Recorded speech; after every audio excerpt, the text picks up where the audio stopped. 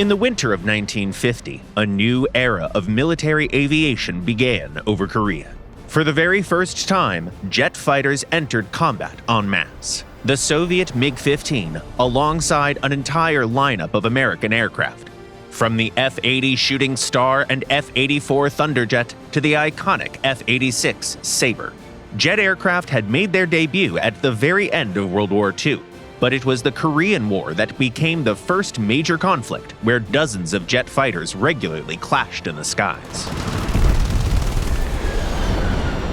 The Thunderjet was among the very first mass-produced jet fighters in U.S. service.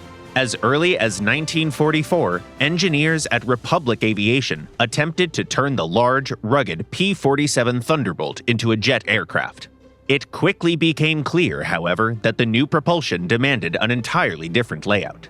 Under the leadership of Alexander Kartveli, the design team abandoned the idea of modifying the old airframe and instead set out to create a cleaner, more streamlined aircraft from scratch.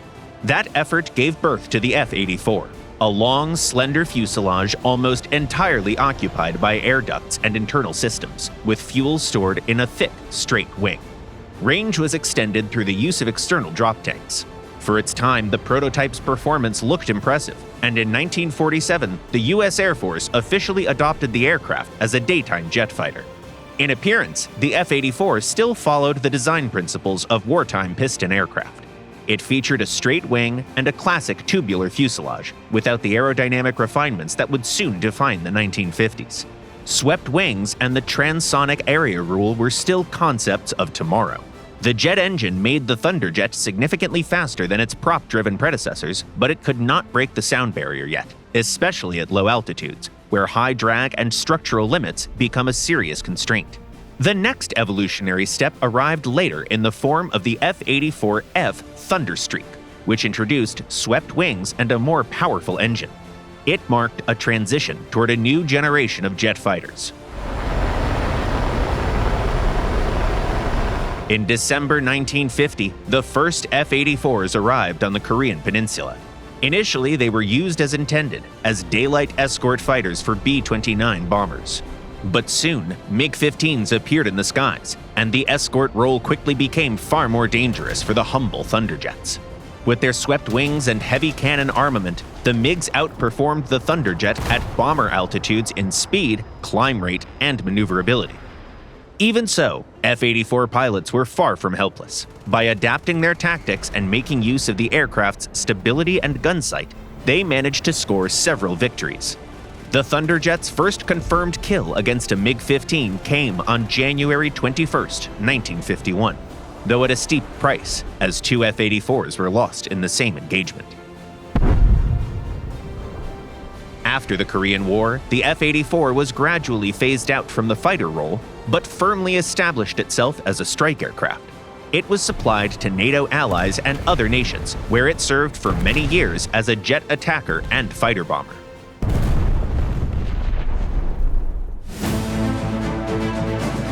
The F-84 is also widely represented in War Thunder, with 13 variants spread across 7 research branches. Despite differences in battle rating and available ordnance, their overall playstyle remains rather consistent. These are fast but not agile fighter bombers, best suited to engaging targets from a distance and striking pre-selected objectives. All F-84 variants offer good speed relative to their contemporaries, allowing them to enter combat quickly and disengage when necessary. Their drawbacks are low maneuverability and relatively modest forward armament, 6 50 caliber M3 Browning machine guns. As a result, these planes are not reliable dogfighters. Prolonged duels should be avoided.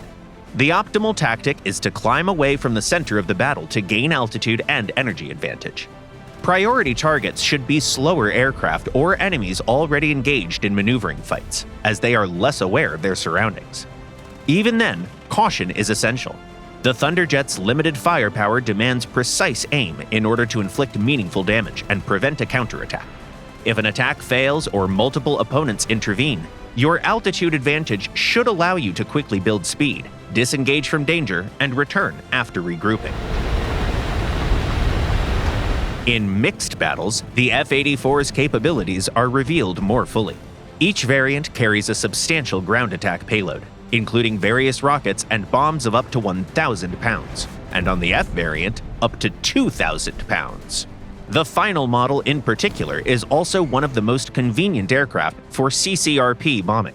It combines a relatively low battle rating with high speed and effective bomb loads. Custom loadouts are available across the entire lineup, making it worthwhile to prepare several configurations for different missions and budgets. A good starting point is getting as many of your biggest bombs as possible and filling the rest with unguided rockets. This can then serve as a baseline, which can later be refined into lighter, more specialized setups. The Thunderjet arrived too late to fight jet-powered Messerschmitts and too early to truly match the MiGs on equal terms. Even so, it played a crucial role in shaping jet aviation and became one of the first U.S. aircraft capable of carrying a nuclear weapon. In War Thunder, it stands as a solid Rank 5 aircraft, demanding but highly effective in skilled hands. Do you enjoy flying the first mass-produced U.S. jet fighter? Let us know in the comments down below.